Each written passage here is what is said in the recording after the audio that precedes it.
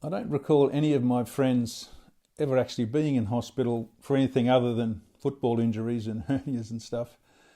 I do remember when I was young, when I was an intern, my football mates would sometimes ask me to pop in and see their relative, and one of the unforgettable ones was when my mate Johnny Rose asked me to Royal Perth to come down and say hello to his grandmother who was in hospital. And when I was there, I sat down and had a chat with her and Rosie's grandfather, lovely people, and subsequently, a few years later, got him to sign a book because he was Albert Facey, the author of A Fortunate Life. And I guess I was fortunate to meet him and have a personally signed copy of his book.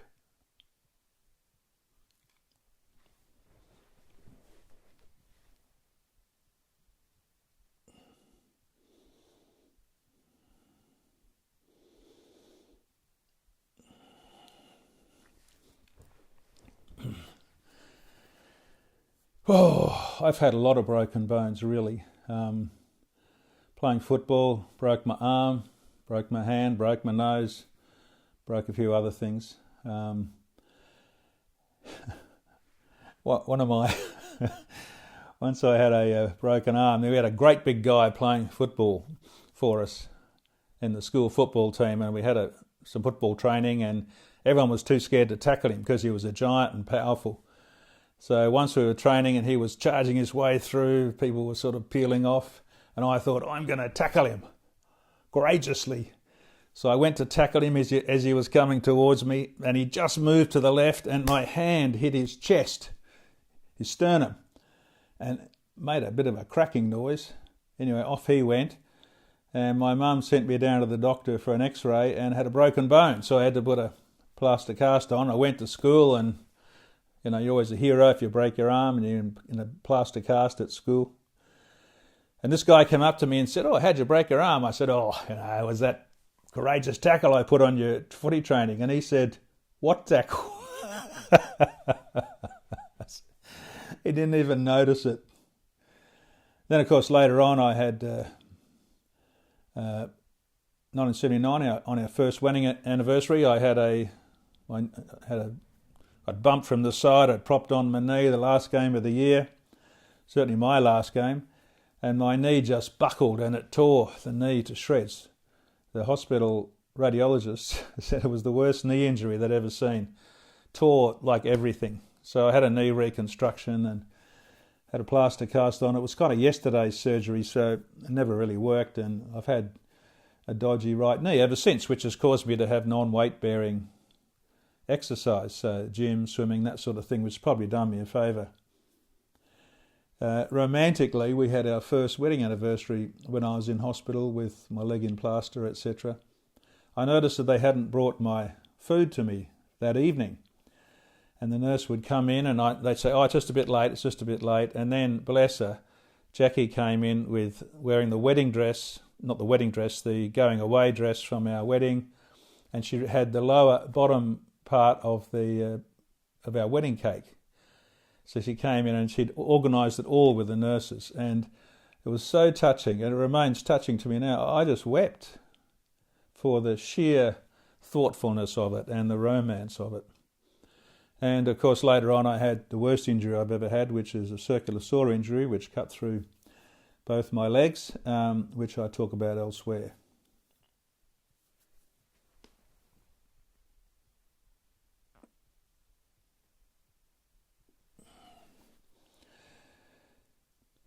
In terms of huge risks I took as a young adult, I never thought they were much more risky, I guess, than any young man.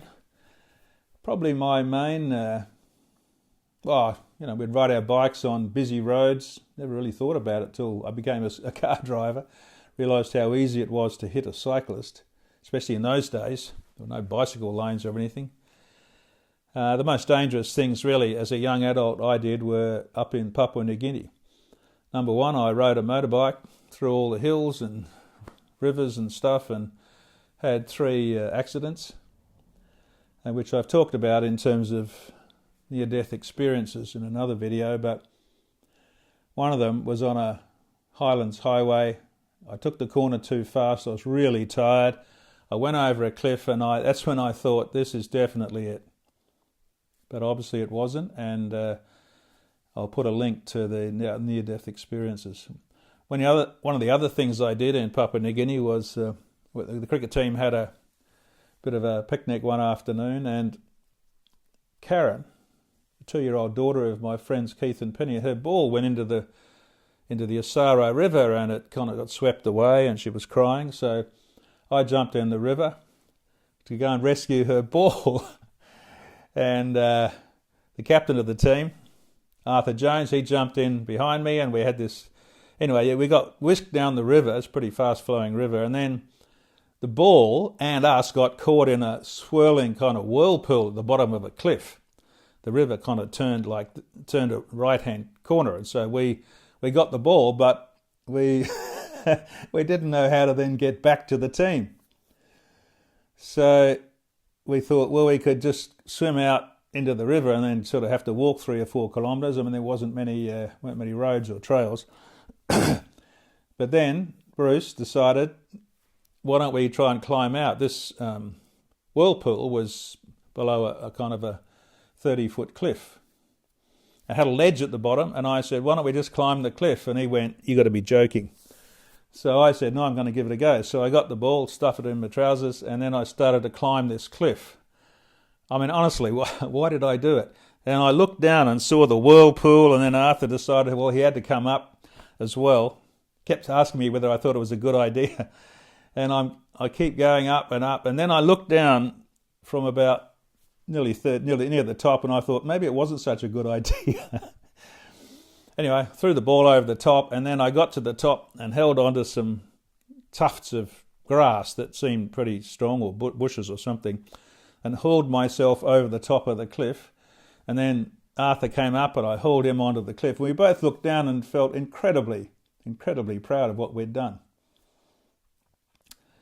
I guess the main other thing in Papua New Guinea was when I was threatened by a knife. A drunk Papua New Guinean had run away from a wedding, and he'd broken into the room I was staying in down in Madang, the medical centre, held a knife, a huge knife, That's not a knife, that's a knife, that's the size of the knife. Held it to my throat, and I thought, well, this is it. So he didn't kill me straight away. He was actually looking for someone else, and I was able to talk him down. Spoke pidgin and stuff. I don't know, it all worked pretty well. And he was, wide-eyed, bloodshot eyes. I thought, if I make a mistake here, boom, I'm gone. So I spent 90 minutes talking to him, chatting to him, and all the time I did it. And once he actually raced out of a door and, started to swing his big knife around in the dark. He must have heard a noise. And I thought, well, I could now shut the door behind him, but then I thought, now he'll break in, he'll definitely kill me. So I just stood at the door and said, welcome back, sit down whenever you're ready. And then after 90 minutes, he just ran out of the darkness and disappeared. So yes, I did take some risks when I was a young adult. Testing 1, 2, 3.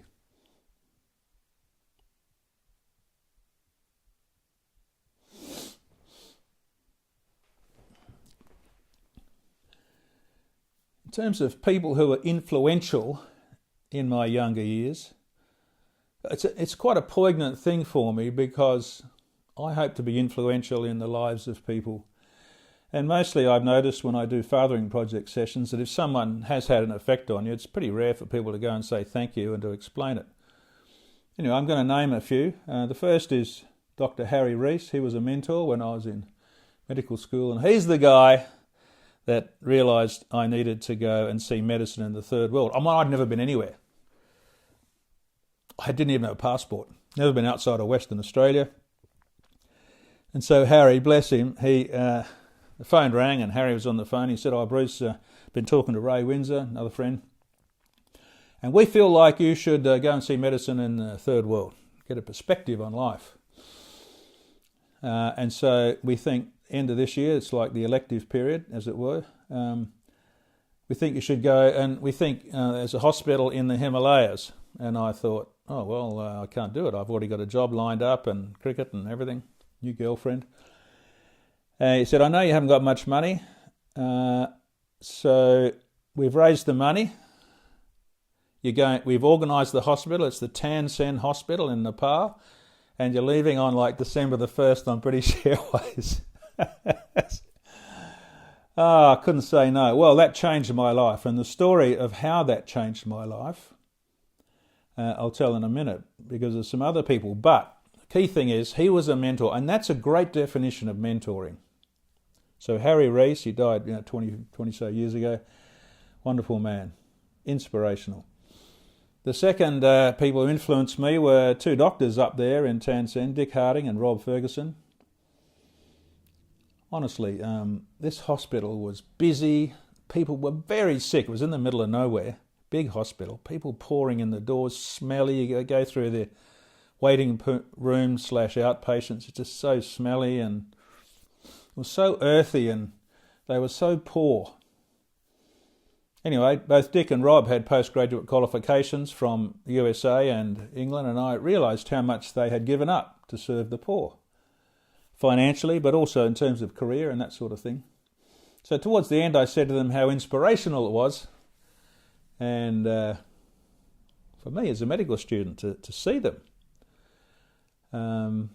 And I said naively, I guess, well, it's costing you a lot of money and lost income and lost stuff, but I guess you have the gratitude of the poor as a reward. And they said, no, you don't get a lot of gratitude, Bruce. They sometimes think we've come here to make money out of them. You don't do things for the gratitude of the poor. You do things because they're the right thing to do. Both of these guys were missionaries, so in their sense, the right thing to do for them was whatever they had a sense of their calling. But why was that important to me? It wasn't just seeing it, it was that until that moment I had as my North Star, my guiding principle, to be a good doctor. So whenever I was studying something, if it was going to make me a better doctor, I'd study it. If it wasn't, it was just icing on the cake. I didn't bother. Made me very efficient as a studier.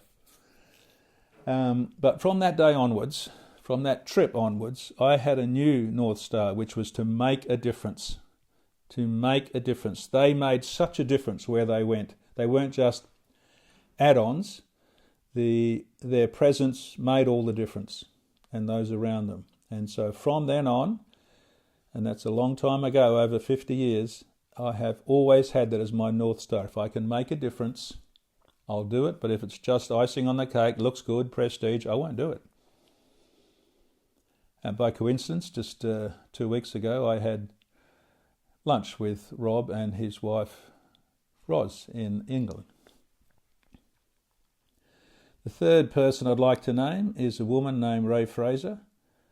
She was the wife of a new young pastor at the church I was attending as a teenager. And I was at that point where teenagers leave church and kind of David killed Goliath, and it all seemed a bit dry. And Ray, talk about wisdom, she pulled us out of the church building. We met in their house, in the living room. We'd have a cup of coffee or cocoa or whatever. And she talked about things that were relevant, like dating or, just lots of things. And I suddenly realised, actually Christianity might be relevant to life. It might be highly relevant, and she is the first person that made me realise that.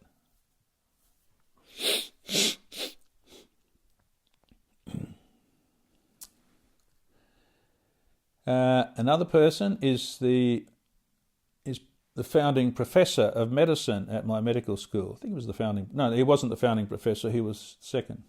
Forget that. Another person who profoundly influenced me, I think, as a doctor was Professor Dick Josky. There's a lecture theatre named after him in our hospital. I was lucky enough to have him as my first tutor, my very first term in medical school, in the clinical years, in fourth year. And then I had him as an intern.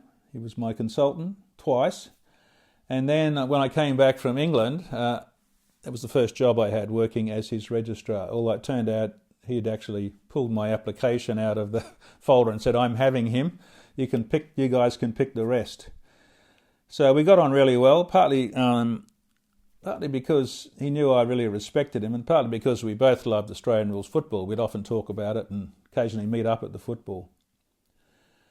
So why was he important? He's quite an eccentric guy, and he could be a bit acerbic to the hospital staff and get into trouble and annoy them. But I, of course, saw him at the coalface, and this is an example of what he would do. He would do the ward round, and a little old lady, say, with heart failure, he would sit on the bed, make eye contact at eye level, hold her hand and say, "Mrs. Jones, I know it must be very frightening to be this breathless, but we're going to give an injection of something into the vein, and it's going to make you pee a lot. But by tomorrow morning, you'll definitely be feeling a lot better. You got any questions?" Oh, honestly, it was beautiful to watch. He also, I'll just pick one other thing, he also was a great mentor because his view of young doctors was that they should take responsibility for the patients, and he was just like the wicket-keeper to provide advice. So the very first sort of ward round, I said, "Well, Professor Josky, this is the case today. What do you think?" And he said, "What do you think?" And what he said was, "You have to have a plan. You have to see the patients, be totally across them, and you have a plan, and I will evaluate your plan." And sometimes I would spend an hour working out this stuff, and I'd say, "So my plan would be to do this and this and this and this and this and this." And he would say, "Good plan." And then we'd just go on to the next patient. My learning curve went up like that as a junior doctor. I'm very grateful for his mentoring. The final of my choice of 5, I mean, my dad was without doubt the biggest influence in my young days, but picking other mentors and people influenced me. And my wife has been over 45 or so, 47 years as well. But just in terms of young years, it was Ray Robinson, who I've mentioned elsewhere. My grade 7 teacher when I was 12 years of age, he was a wonderful mentor. He taught me and everybody else in the class to respect girls, to think about racism. I mean, all of those values in life, and I've talked about this elsewhere, so I won't repeat it again. But he mentored me and I guess encouraged me to, I did fairly well at school, and I think I mentioned elsewhere that he realised that I was getting the mathematics problems done very quickly. So instead of just letting me sit there and get frustrated, he went out of his way to find these very difficult problems, and he would come down to the back of the room and just slip them onto my desk. And everyone was working, and so was I, but I was working on these advanced mathematics problems. And then we'd leave for, I was going to say quarter time, for morning recess or lunch, and I would just quietly slip them on his desk with all the other ones. And I don't know whether people really knew he was doing this. That's not the point. It wasn't cool to be smart where I went to school. The main thing is he actually encouraged me to go beyond. And it's a great thing that some teachers can do. And I'm sorry to say I didn't get that much at high school, which is one of the reasons, first 3 years at least, one of the reasons I misbehaved. Anyway, there are 5 people who were very important in my early years.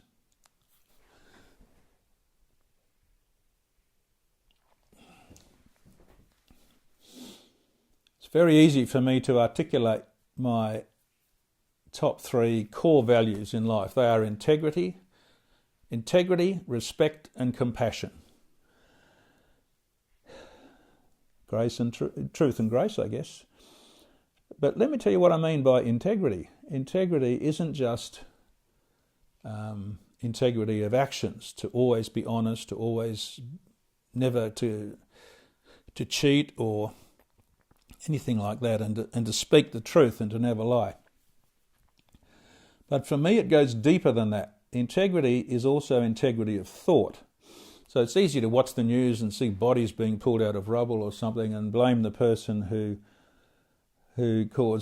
sent the bomb over. I appreciate that, and I sometimes weep watching TV, the news. But integrity is about integrity of thought, and it's integrity of thought with regard to, let me hear the opinion of the other side. I'm always annoying people by saying, I want to hear both sides of this. I want the facts before I make up my mind. And this has been very important in my life. I'm a scientist, so integrity is really important.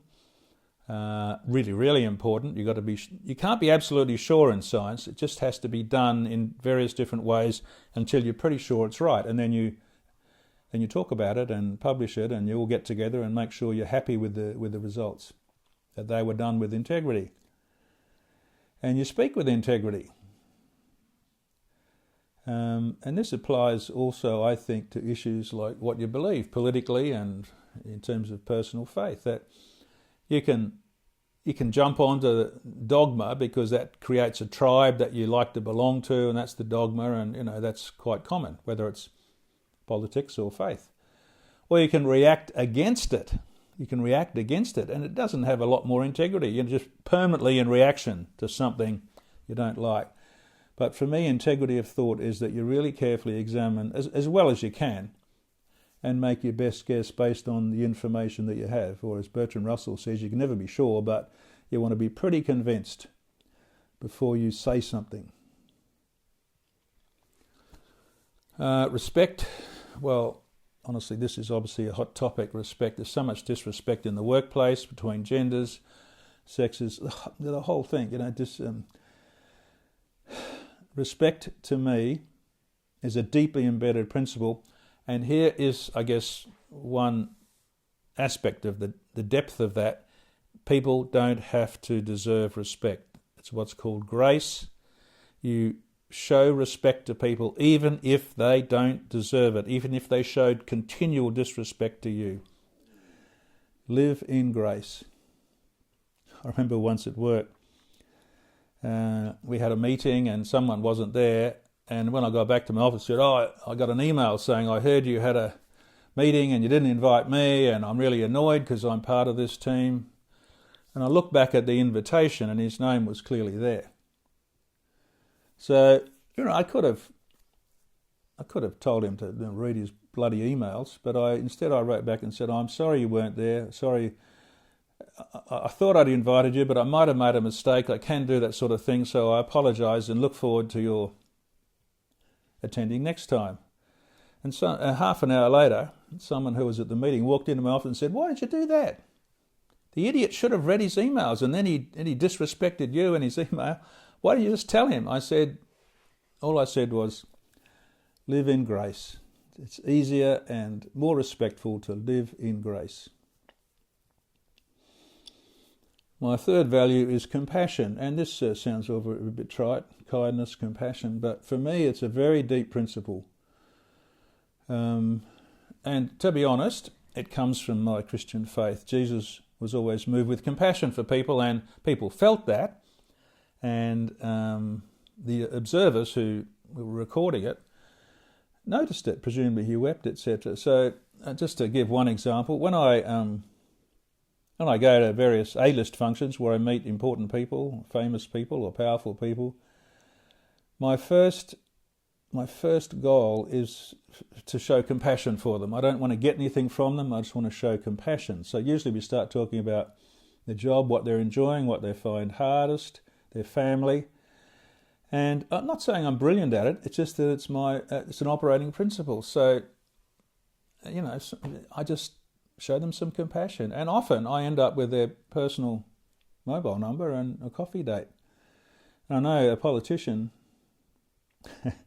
when he resigned from a senior political thing, he phoned me and said he'd resigned, and he said that I was one of the few people who really cared about him as a person rather than as a politician, that they could get something out of.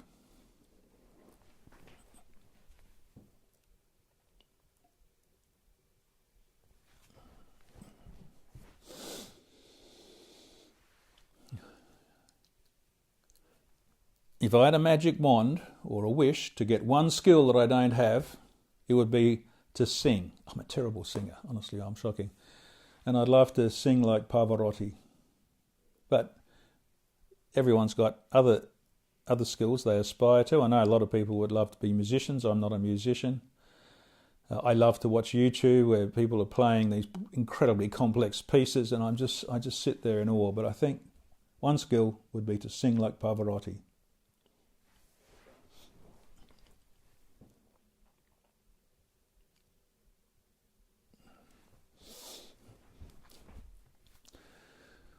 If I was given a magic wand to give everyone in the world just one new feature, one thing, what would it be? Well, I'd choose it out of the three values that I hold dear: integrity, respect, and compassion. They're all kind of linked, but I think I'd go for respect.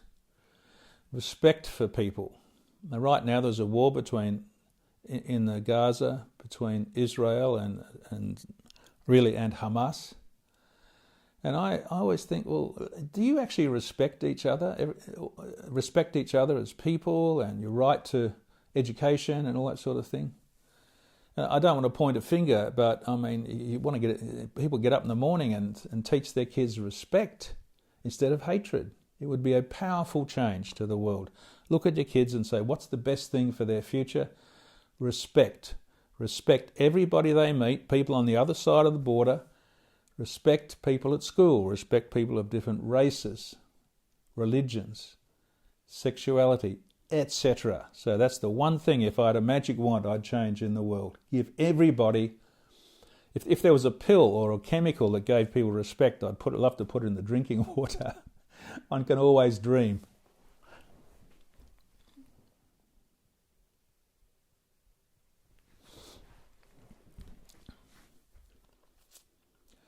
Giving myself a score out of 10 for cooking. Oh, I love fine food. I really do appreciate it. My score out of 10, 0. Didn't learn to cook as a kid. Boiling eggs, probably. Frying eggs. And then I lived at home when I was a medical student, like most of us in medical school. And then I was working in the hospital. It's like up to 100 hours a week, and you're just either eating at the hospital or you're all going out to eat, or I don't know. Then I went backpacking. Then I was in England working in hospitals where we lived in hospital digs. Again, no cooking. It was a hospital mess. And then I fell in love with Jackie, and she loves to cook and she's good at it. And I actually don't love to cook either. I mean, maybe I would if I had learnt early, but a lot of my mates cook a lot, but I don't. And I'm pleased to say that my boys are not following in their father's footsteps. They know how to cook.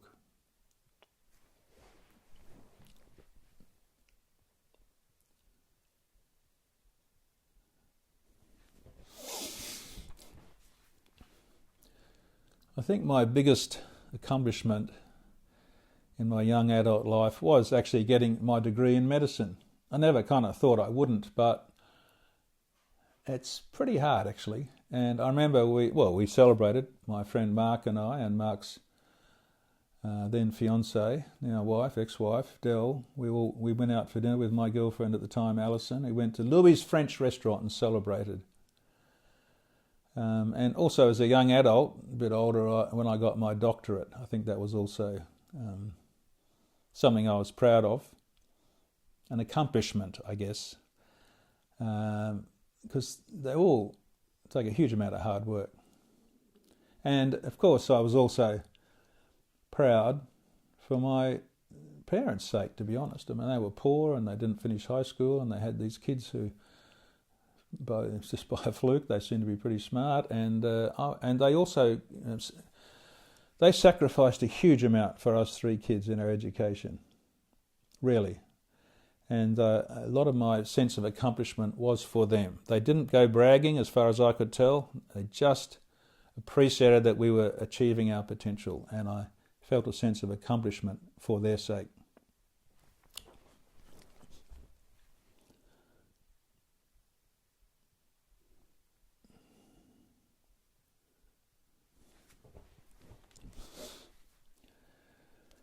In my early 20s, how would people have described me? I'd say, number one, I was pretty thoughtful. I was always thinking about things deeply. I never took things at face value. I guess that's because I came out of the womb as a scientist, and I was thinking about the big questions of life and science, and not so much actually about politics. I strangely didn't care much about that at the time.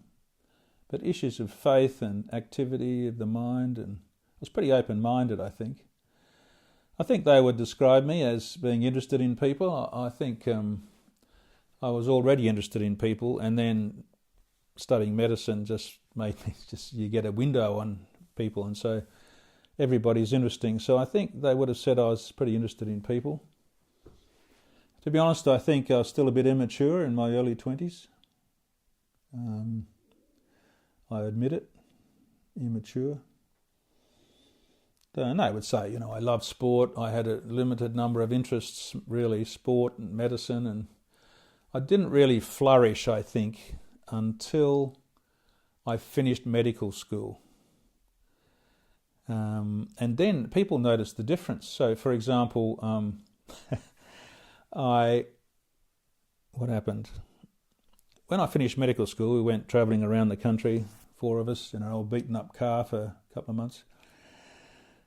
And when I came back, I had decided not to read anymore. I just spent 6 years just solidly reading, and I learnt classical guitar. I had a go without any prospects, but nevertheless had a go at playing in the local professional side, Swan Districts. Thought I'd give it a go and hopefully wouldn't get cut. Did a few other things. I started to listen to the news every day and form an opinion, start to learn about that. I start classical music. I didn't really have much exposure, so I deliberately learnt about classical music and listened and began to love it.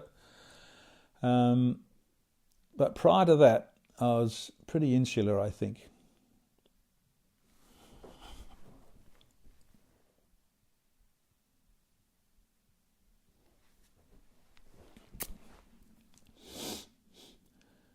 When I was young, I didn't have any favourite alcoholic beverages, and actually I didn't really drink and party a lot when I was young, and there's a reason for that, mostly because my father drank a lot, and I could see he had alcohol problems. I'll talk about that elsewhere. But I was, to be honest, frightened of going down the same road of drinking a lot and driving, wobbling home in the car, and so I can tell you that at the end of first year, or in second year medicine, when I actually decided to give Christianity a go, I decided not to drink. It had nothing to do with Christianity. I'd never thought that there was a religious rule against drinking alcohol. It was just playing football and going to the football club. I was just worried about myself. But then I did that. I committed to doing that during medical school, and then when I graduated, I drink beer after a game of cricket, and I've really learnt to enjoy wine. I love wine. Jack and I have done a number of wine courses. We're wine barons.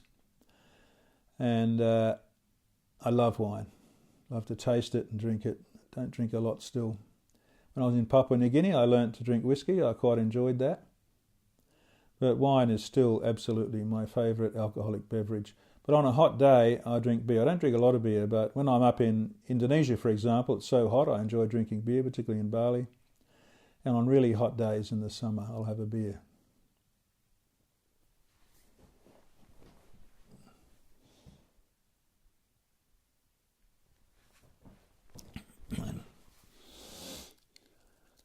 When I was a late teenager and young adult, the only things I really saved up for were a car. Like my family didn't have any money, so I had to run the car myself and get jobs over the summer. But even when I was an intern, etc., I saved up to travel. I wasn't trying to invest in property, etc. I saved up to travel. And again, I talk about the hippie trail and all that, the backpacking trip I did elsewhere.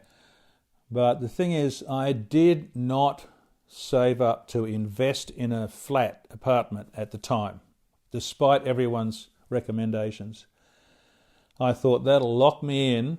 I'll have no money to travel. And admittedly, I did actually travel quite cheaply, backpack and Europe on $5 a day, all that sort of stuff. But that was what money was for when I was young. It was to give me the opportunity to broaden my mind and, most importantly, to discover who I was as a person and what I really thought about life.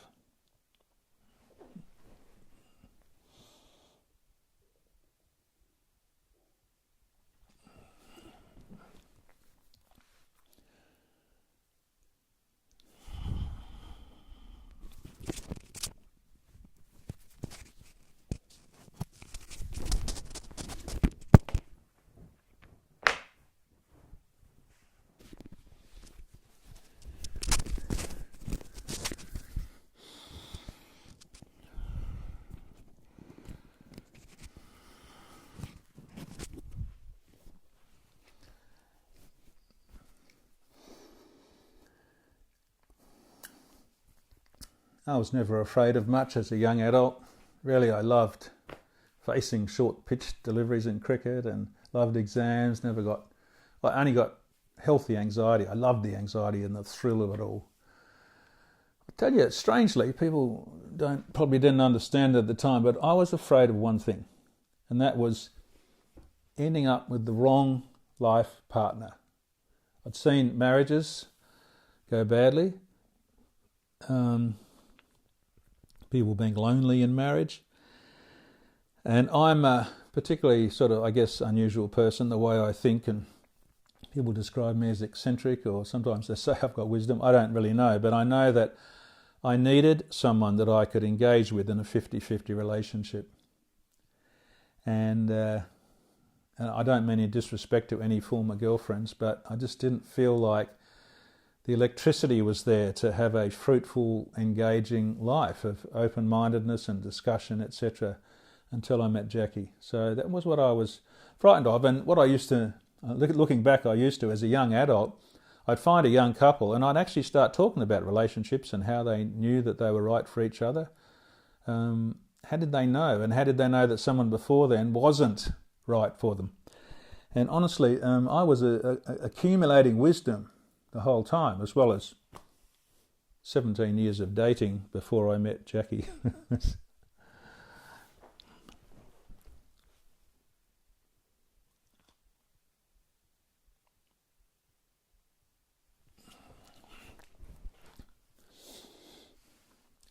My first experience of losing a loved one was my maternal grandfather, Pop, William Beale. I've talked about him elsewhere, but he was my favourite grandparent, honestly. He was fun.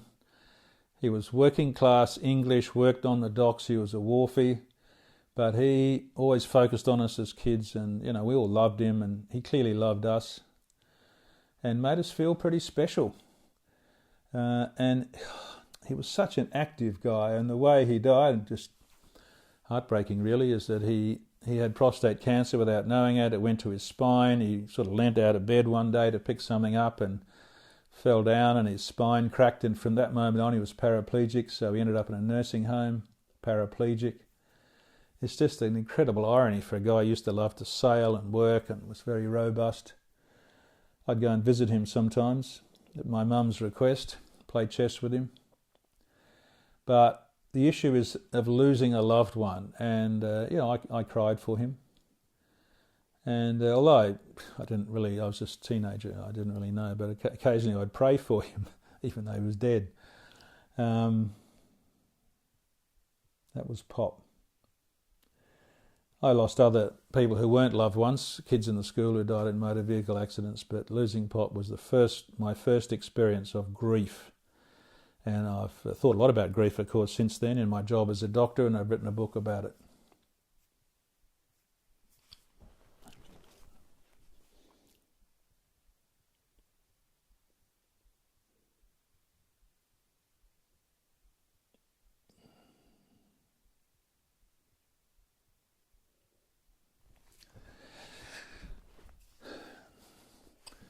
In terms of meeting people to date, mostly it was at school, when we were young, at university.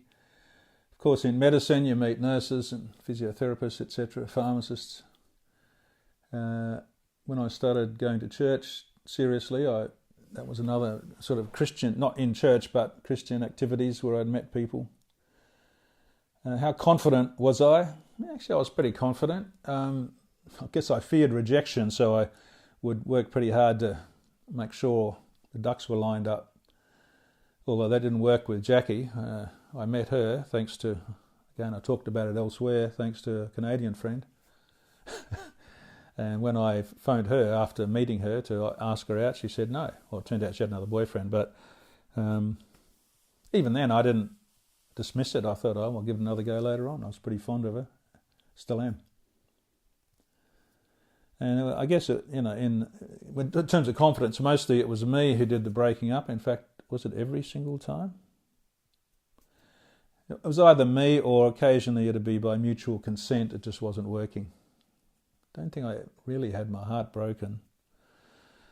No, I didn't.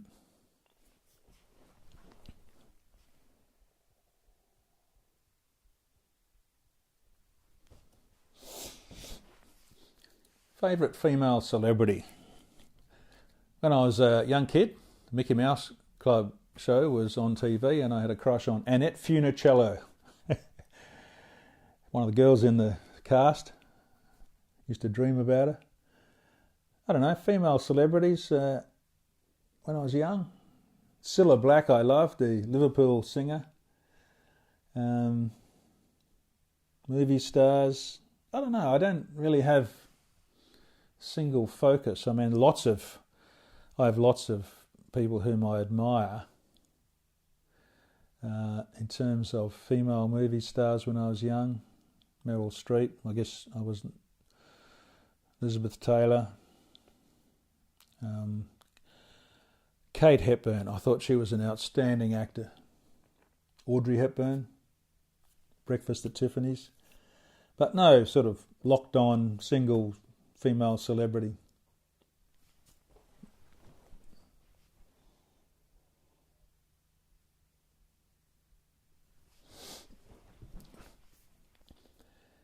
Going out of my way to help a stranger. Well, of course, medicine does that, but obviously this question is outside of that. I would do that up in Papua New Guinea. Details don't matter.